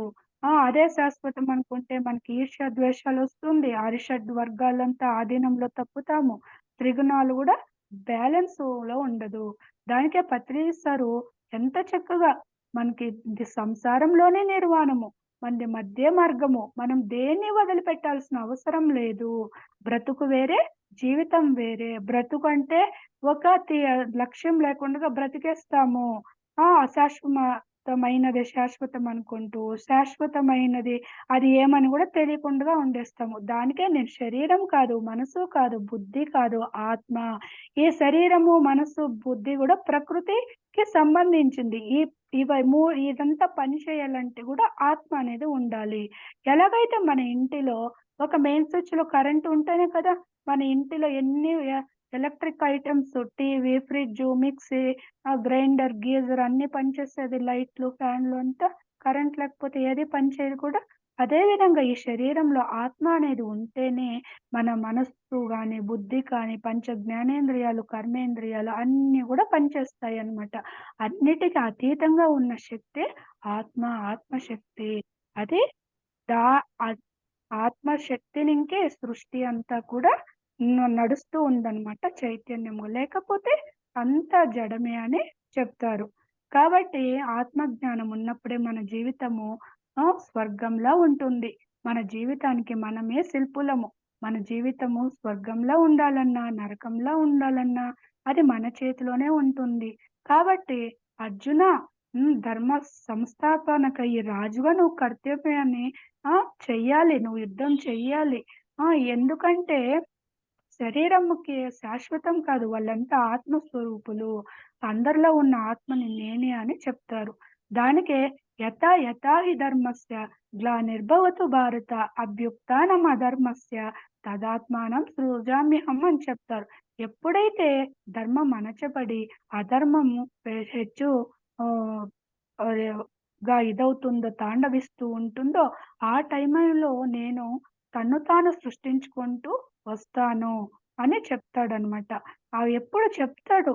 ఆ! క కౌరవులకు కూడా చెప్తాడు రాయబారిగా వెళ్ళి. ఇంత ఈ రక్తపాతం వద్దు, యుద్ధం వద్దు. కనీసం 5 ఊర్లన్నా ఇవ్వండి. అంటే దుర్యోధనుడు ఒప్పుకోడు. నాకు ధర్మమేది, అధర్మమేది తెలుసు. కానీ నేను అధర్మాన్నే గానే ఫాలో చేస్తాను. ఎందుకంటే తమో రజోగుణాల్లో ఇరుక్కుపోయి ఉంటాడు. అదంతా కూడా శైశవాత్మ, బాలాత్మ అన్నమాట. అంతేకాదు తరువాత విదురుడు ధర్మబద్ధంగా ఉంటాడు. ఏం చెప్తాడు దుర్యోధనుడు? "నీ ఇష్టం నీది, నా ఇష్టం నాది" అని అంటాడు. విదురుడేం చెప్తాడు?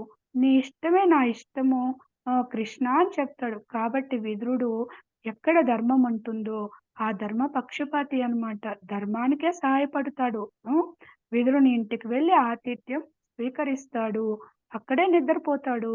కాబట్టి పరమాత్మ ఎప్పుడు ధర్మానికే కట్టుబడి ఉంటాడు. ధర్మానికే సహాయం చేస్తాడు. దానికే ధర్మో రక్షతి రక్షితః అహింసా పరమో ధర్మః అని చెప్తారు. ఏ ధర్మాన్నైతే నువ్వు రక్షిస్తావో ఆ ధర్మమే నిన్ను కాపాడుతుంది. అన్ని ధర్మాలలోకెల్లా అహింసయే పరమ ధర్మము అని చెప్తారు. కాబట్టి పరమాత్ముని యొక్క బిడ్డలమే మనము. ఖనిజ, వృక్ష, జంతు, మానవ సామ్రాజ్యాలన్నీ కూడా మనం ఏ జీవిని, ఏ మనిషిని, ఆ వ్యక్తిని కూడా హింస పెట్టకూడదు. పరిస్థితులు ఎప్పుడు మారుతూనే ఉంటుంది. సుఖం వెనుక దుఃఖము, దుఃఖం వెనుక సుఖము. ఏది శాశ్వతం కాదు. గడియారంలో ముల్లులాగా తిరుగుతూనే ఉంటుందన్నమాట. కాబట్టి మనం పరిస్థితులకు, సంఘటనలకి భయపడి రేపట్లో అని బాధపడుతూ అవమానంతోనూ మనము సంకుచిత భావాలతో ఉండకూడదు. మారిపోతుంది. దానికే అర్జునుడు అడుగుతాడు. స్వామి సుఖంలో ఉండేవాళ్ళు ఒక పదంని చెప్పు. ఆ పదము చూస్తే సుఖంలో ఉండేవాళ్ళు వెంటనే దుఃఖానికి రావాలి. దుఃఖంలో ఉండేవాళ్ళు చూస్తే త్వరగా ఆనందంలోకి రావాలి. అదేమంటే ఈ సమయం పోతుంది. ఇది పోతుంది. నువ్వు సుఖంగా ఉంటావా? నేనెప్పుడు సుఖంగా ఉంటానని నిండా ఇదిగా ఉంటావనుకో, ఒళ్ళు మర్చిపోయి ఎరుక లేకుండగా అది వెంటనే దుఃఖంగా మారిపోతుంది. పరిస్థితి మారిపోతుంది కదా! ఎప్పుడు ఒకే విధంగా ఉండదు. దుఃఖంగా ఉంటామని డిప్రెషన్‌లకు లోనయ్యి సూసైడ్‌లు చేసుకునేది, ఇంకేదో ఎదుటి వారిని నిందించేదో అట్లా చేస్తూ ఉంటే ఆ పరిస్థితి కూడా మారిపోతుంది. కాబట్టి అది సమయం పోతుంది. పరిస్థితులు మారుతూ ఉంటుంది కాబట్టి మనం స్థితప్రజ్ఞతగా ఉండాలి. ఆ టైంలో మనస్సు మనకి ఆ ప్రలోభాలకి లోనవ్వకుండగా ఆ! మనకి ఎలాంటి ఆహ్, ఆత్మహత్య చేసుకోకూడదు అని చెప్తారు. మర్డర్‌లు ఎవరైనా యాక్సిడెంట్‌లయి చనిపోయినా, వేరే వాళ్ళు చంపినా కూడా అది ప్రణాళికలోనే భాగమే. విషమిచ్చి చంపినా, కాల్చి చంపినా, యుద్ధాల్లో సచ్చినా గూడా అది ప్రణాళికలో భాగమే. కానీ ఆత్మహత్య అనేది ప్రణాళికలో భాగం కాదు. ఆత్మని ఎవరు హత్య చెయ్యరు.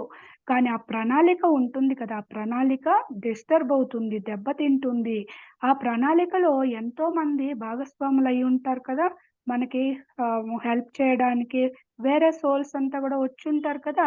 తల్లిదండ్రులు, అత్తమామలు, ఫ్రెండ్సు, గురువులో ఒక ఆఫీస్‌లో కొలీగ్‌లో వాళ్ళ ప్రణాళిక కూడా డిస్టర్బ్ అవుతుంది. కాబట్టి ఎటువంటి పరిస్థితుల్లోనూ, ఎటువంటి కష్టాలు, నష్టాలు, బాధలు, అవమానాలు ఎదురైనా కూడా మనకి ఆత్మ ఎదుగుదలలో ఓకే. మనము స్థితప్రజ్ఞతతో ఉండాలి.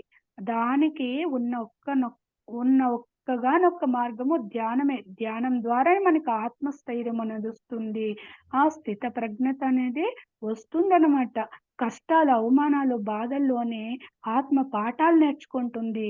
ఏది సత్యము, ఏది అసత్యము, ఎవరు నా వాళ్ళు, ఎవరు పరాయి వాళ్ళు అని గూడా తెలుస్తుంది. లేకపోతే అయ్యో! వాళ్ళు నాకెంతో ఇష్టము, వాళ్ళకి నేనంటే ప్రాణము అని తెలియని ఒక అపోహలో ఉండిపోతామనమాట.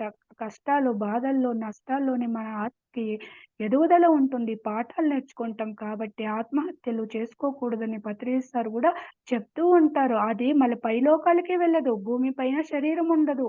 ఇక్కడే తిరుగులాడుతూ ఉంటుంది. దానికి మళ్ళీ ఎంతో సమయం పడుతుంది. మళ్ళీ జన్మ తీసుకోవాలంటే. ఇప్పుడు ఎవరైనా ఒక బండిని బాడుగిస్తారు. మనం చక్కగా వాడుకొని వాపసియ్యాలి కదా! కాబట్టి పైలోకాల్లో ఈ శరీరం రావాలంటే కూడా అక్కడ పైలోకాల్లో ఎంతో ప్రణాళిక జరుగుతుంది. శరీరం తయారవ్వడానికి కూడా ఎంతోమంది ప్రకృతి దేవతలు మనకి శక్తినిస్తారు. ఈ శరీరం అవయవాలు మన కర్మానుసారంగానే ఆ! పొట్టిగా, పొడువుగా, నల్లగా, తెల్లగా, గుడ్డిగా, కుంటిగా, ఆడగా, మగగా, రాజుగా, పేదగా, మంచివాడుగా, దొంగగా ఇట్లా మనమే మన కర్మానుసారంగానో లేకపోతే అనుభవాల కోసమే మనమల్ని ప్రణాళిక వేసుకున్నప్పుడు ఆ పైలోకవాసులు సృష్టిస్తారు ఒక శరీరాన్ని. దీన్ని పాడు చేయకూడదు. మన ప్రణాళిక అయ్యేంత వరకు దీన్ని చక్కగా కాపాడుకోవాలి. మాంసాహారము, మద్యం సేవించడము అదంతా కూడా చేయకూడదు. ఉప్పు, కారు మసాలాలు ఫుడ్డు, తమోగుణం ఫుడ్డు, నిల్వ ఉన్న పదార్థాలు అదంతా గూడా చేయకూడదని చెప్తారు. చక్కగా వేడి వేడిగా, రుచిగా తక్కువ మసాలాలు లేకుండా శుద్ధ సాత్వికంగా వండుకొని తినాలి. ధ్యానం చేసే ఫుడ్ తయారు చేయాలి. ధ్యానం చేసే తినాలి. ధ్యానాలు చేతువంటే తినాలి. అది మనకి ఎనర్జీ ఇస్తుంది. మన మనసుని ప్రభావితం చేస్తుంది. మనం కూడా ధ్యానం చేసేవాళ్ళు వంట చేసి ఇతరులకు పెట్టినప్పుడు వాళ్ళు కూడా మనసు ప్రభావితమయ్యి, వాళ్ళు కూడా సత్వగుణంలో ఉంటే వాళ్ళు గూడా వచ్చేస్తారు ధ్యానంలోకి. ఆ! తమో, రజోగుణాల్లో ఉన్న వాళ్ళకి కూడా మనం సత్యం తెలియచేయాలి. వాళ్ళు విన్నారా? సరే. లేకపోతే వదిలేయాలి. హ్మ్. ఎందుకంటే అది నేర్చుకుంటుంది. కొన్ని నేర్చుకోవాల్సిన పాఠాలు నేర్చుకున్నప్పుడే అది దోవలోకి వస్తుంది. కొన్ని జన్మలు పడుతుంది. దాదాపు 300 ఇంకా 400 జన్మలు పడుతుంది ధ్యానంలోకి రావాలంటే, ఆత్మజ్ఞానము కలగాలంటే. కాబట్టి సత్వగుణంలో ఉన్న వాళ్ళైతే త్వరగా వచ్చేస్తారు. వింటారు మనం చెప్పేది. ఒకటికి 2 సార్లు చెప్తా అంటే వింటారు. ఏదో ఒక టైంలో చేస్తే పోలే అని చేస్తారనమాట. అప్పుడు వాళ్ళ జీవితాలు బాగుపడుతుంది. మనకి ఆత్మకు కూడా ఆనందమిస్తుంది. మనం పత్రిసారి యొక్క సంకల్పంలో భాగంగానే ధ్యాన జగత్, శాకాహార జగత్తు, పిరమిడ్ జగత్తు, అహింస జగత్తు అనే ఆ సంకల్పాన్ని మనము ఫుల్‌ఫిల్ చేయడానికే ఆ ప్రణాళికను, ఆ సత్య సంకల్పానికి తోడుగా ఉంటామని మనం 1,44,000 మంది పిరమిడ్ మాస్టర్‌లు భూమి మీదకి వచ్చాము. పై లోకాల్లో ఎన్నో లోకాల్లో ఉన్నత ఆత్మలు భూమి మీద మనము జన్మ తీసుకొని వచ్చాము. కొందరు వాకిన్స్‌గా గూడా ఉన్నారు. వీళ్ళంతా కూడా పిఎస్ఎస్ఎం యొక్క సంస్థలో ఉన్న గొప్ప యోగులు, యోగీశ్వరులే అన్నమాట. లోక కళ్యాణం కోసం సంసారంలో ఉంటూ నిర్వాణం పొందుతూ సంసారంలోనే నిర్వాణము. మనకి సహనం ఉందా లేదా? క్షమ ఉందా లేదా? హ్మ్. కాబట్టి మనం నేర్చుకోవాల్సింది సంసారంలోనే ఆ గుణాలను బ్యాలెన్స్‌డ్ ఉన్నాయా లేదా? అరిషడ్ వర్గాల్ని ఆధీనంలో ఉంచుకున్నామా లేదా? తెలియాలంటే మనం సంసారంలో, సమాజంలోనే ఉండాలి. మనం సన్యాసం స్వీకరించాల్సిన అవసరం లేదు. అడవులకి, ఆశ్రమాలకి, హిమాలయాలకు వెళ్ళనవసరం లేదు. మనది మధ్య మార్గము. యశోధరామాత యొక్క మధ్య మార్గము, తర్వాత బుద్ధుని యొక్క ఆనాపానసతి. ఆ 2 కలిపితేనే మన పిఎస్ఎస్ఎం అని పత్రిజీ సారు చక్కగా తెలియజేస్తారనమాట. కాబట్టి అందరికీ సహజంగా, సరళంగా సత్యాన్ని తెలియజేయాలి. చదువుకున్న వాడికి, చదువుకోని వాడికి, హ్మ్. పల్లెలోని వాళ్ళకి, పట్టణాల్లో ఉన్న వాళ్ళకి, అందరికీ అర్థమయ్యేలాగా చెప్పినప్పుడే వాళ్ళు అర్థం చేసుకొని ఆచరించడానికి అవకాశం ఉంటుంది. కాబట్టి సత్యం ఎప్పుడు సహజంగా, సరళంగానే ఉంటుంది అన్నమాట. కాబట్టి అన్ని జ్ఞానాల్లో కల్లా ఆత్మజ్ఞానమే గొప్పది. అది ధ్యానం ద్వారానే సాధ్యము. అప్పుడే ఏది సత్యము, ఏది అసత్యము అని తెలుస్తుంది. లేకపోతే ఈ శరీరమే నేను అనుకుంటే అనారోగ్యము ఉంటుంది. భయముంటుంది. మరణ భయముంటుంది. లేకపోతే నేను నల్లగా ఉన్నాను, పొట్టిగా ఉన్నాను, నేను పేదవాడిని, గొప్పవాడిని భేదభావం ఉంటుంది. నేను మనసు అనుకుంటే వాళ్ళు నన్ను అవమానించారనే భావన ఉంటుంది. నేను బుద్ధి అనుకుంటే నాకు జ్ఞానమే లేదు అనే భావన ఉంటుంది. నేను ఆత్మ అనుకున్నప్పుడు అటువంటి ఆహ్, సంకుచిత భావాలుండదు. మన ఆత్మని మనమే తక్కువ చేసుకోకూడదు. ఇన్ఫీరియారిటీ కాంప్లెక్స్ ఉండకూడదు. సుపీరియారిటీ కాంప్లెక్స్ ఉండకూడదు. దానికే సరైన దృక్పథం ఉండాలి. మనమల్ని మనమే తక్కువ చేసుకోకూడదు. అలాగని ఆ అహంకారము ఉండకూడదు. నేను గొప్పవాడిని అని.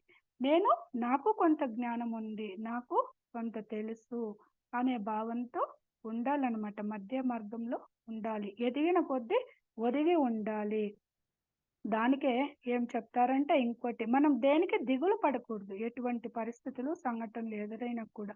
దానికే అనన్య చింతయంతో ఏ జన పర్యుపాసతే తేషాభియుక్తానం యోగక్షేమం వహామ్యహం అంటారు. అన్ని చింతలను పక్కన పెట్టి నువ్వు ఆత్మధర్మంలో ఉన్నప్పుడు, నువ్వు ధ్యానం చేస్తూ, స్వాధ్యాయం చేస్తూ, సజ్జన సాంగత్యం చేస్తూ, ఇంకా సేవ చేస్తూ ఉన్నప్పుడే నీ ఆత్మకి ఎదుగుదల ఉంటుంది.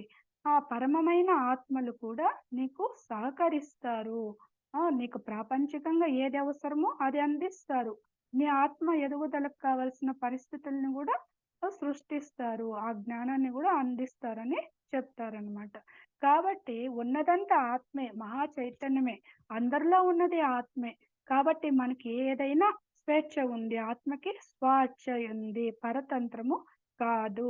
ఏమైనా చేయవచ్చు మనం భూలోకంలో. మన ప్రణాళికలు మనమే వేసుకొని వస్తాము. కాకపోతే నేర్చుకోవాల్సింది నేర్చుకునేంత వరకే జన్మలు తప్పదు. నేర్చుకున్నా కూడా మళ్ళీ జన్మ తీసుకోవాల్సొస్తుంది. అప్పుడే పున్నామ నరకం ఇంకా మనకి విముక్తి అన్నమాట. అంటే పునః నామకరణం లేని స్థితి.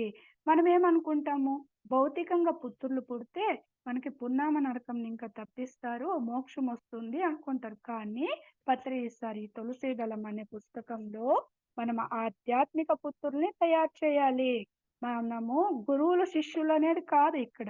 మనం వాళ్ళని కూడా మనలాగా గురువులుగా తయారు చేయాలి. మనం తెలుసుకునే ధ్యానాన్ని, జ్ఞానాన్ని వాళ్ళకి మనం ఆచరిస్తూ, ఆచరణలో పెడుతూ, అనుభవ జ్ఞానాన్ని పొందుతూ, తిరగా వాళ్ళకి కూడా అందివ్వాలి. వాళ్ళు కూడా ఆచరణలో పెట్టి, వాళ్ళు కూడా మరికొంతమందికి తెలియజెప్పాలన్నమాట. ఇలా మనం ఆధ్యాత్మిక పుత్రుల్ని తయారు చేసినప్పుడే మనకి పునః నామకరణం అనేది ఉండదు. మళ్ళీ మనకి భూలోకంకి రావాల్సిన పని ఉండదు.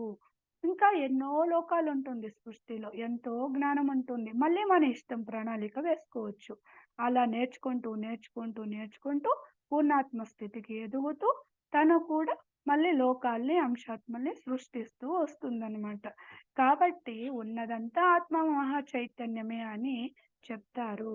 కాబట్టి దేనికైనా మనకి స్వేచ్ఛ అనేది ఉంది అని చెప్తారు. కానీ సమయం అనేది పరమాత్ముని చేతిలో ఉంటుంది. నిండా అధర్మంగా నడుచుకున్నప్పుడు ఆ పరమ ఆత్మలు ఏదో ఒక రూపంలో భూమి మీదకి వస్తారు. మనకి బుద్ధి చెప్పడానికి. అంటే శిక్షించడం అన్నా, చంపడం అన్నా గూడా మళ్ళీ ఇంకొక జన్మకి విముక్తి అన్నమాట.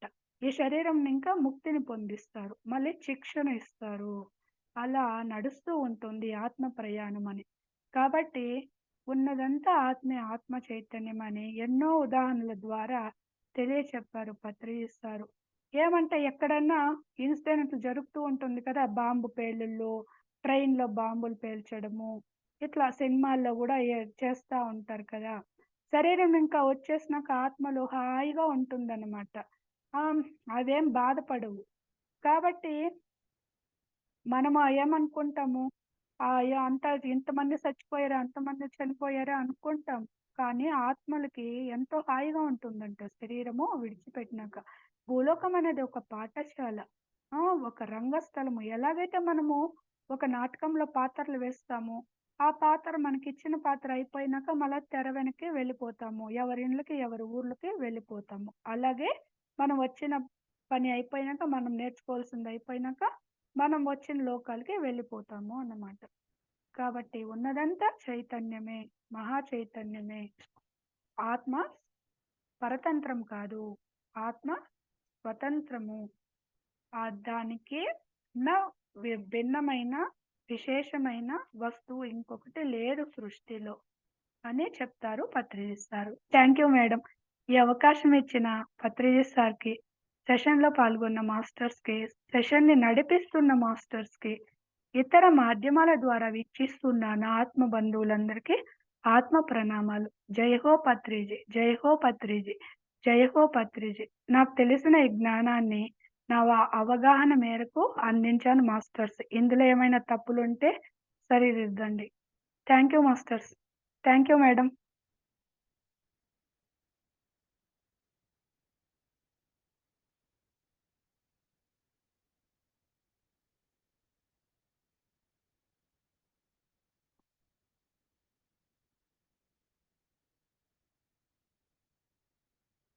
గిరిజా మేడం.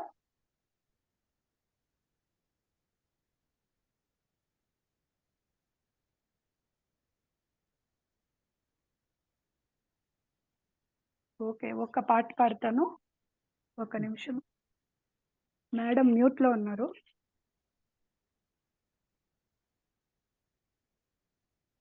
ఎంత భాగ్యము, ఎంత సౌఖ్యము, బుద్ధయోగము, ధ్యాన జీవితము.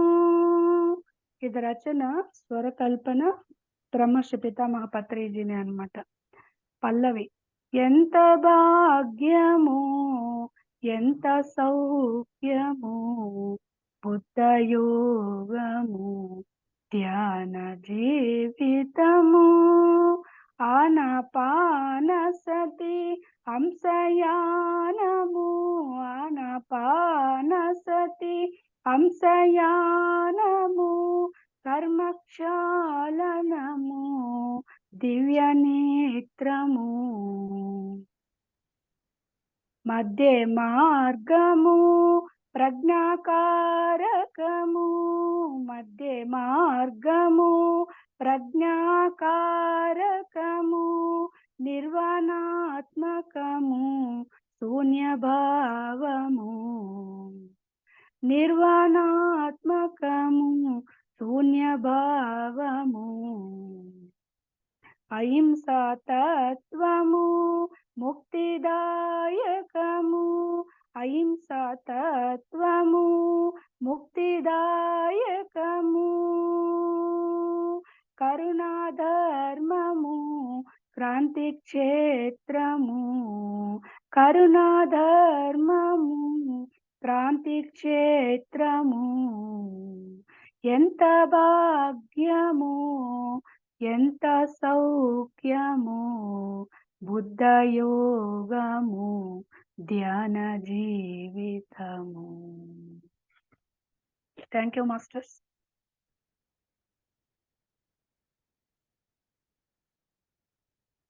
మాస్టర్స్ ఎవరైనా మాట్లాడతారా? మేడం రెస్పాండ్ అవుతా లేదు.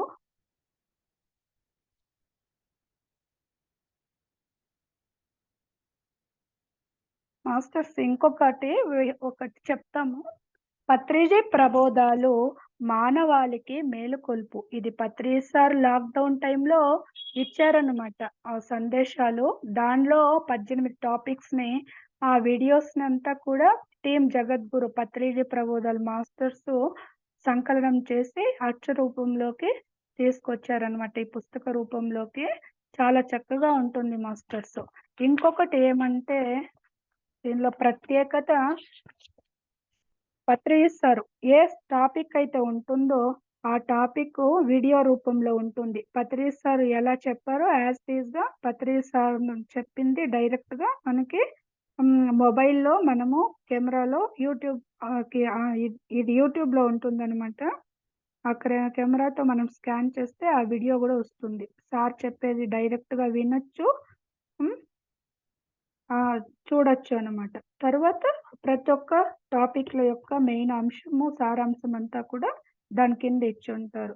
కాబట్టి ప్రతి ఒక్కరూ తీసుకోవాల్సినదిగా కోరుకొనుచున్నాను మాస్టర్స్. ఇది లైట్ వర్కర్స్ గ్రూపుల్లోనూ ఉంటుంది. తటవర్తి సార్ దగ్గర ఉంటారు కదా! కొండూరు శ్రీకాంత్ సారు హైదరాబాదు. వాళ్ళ దగ్గరంతా కూడా ఇలా దొరుకుతుందనమాట. కాబట్టి ప్రతి ఒక్కరూ ధ్యానం చేస్తూ, స్వాధ్యాయం చేస్తూ, సజ్జన సాంగత్యం చేస్తూ, మనం తెలుసుకునే జ్ఞానాన్ని జ్ఞానాన్ని అందరికీ తెలియచేసినప్పుడే మనం కూడా బుద్ధులుగా తయారవుతామన్నమాట.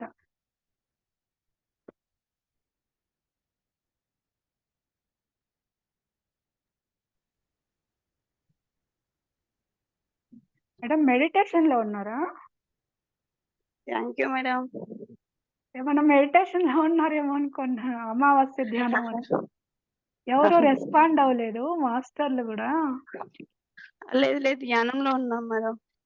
ఓకే. చాలా చక్కగా చెప్పారు. Thank you so much madam. Thank you madam. Thank you. Masters మీ ద్వారా మాకు గొప్ప గొప్ప వాక్యాలు, గొప్ప జ్ఞానాన్ని చాలా అద్భుతంగా చెప్పారు. Thank you so much madam. Thank you madam. మీరు మెడిటేషన్ కంటిన్యూ చేస్తున్నారా? సరే. Okay. Okay. Thank you madam. Thank you madam. నేను లీవ్ అవుతాను. Okay. Okay madam. Thanks madam.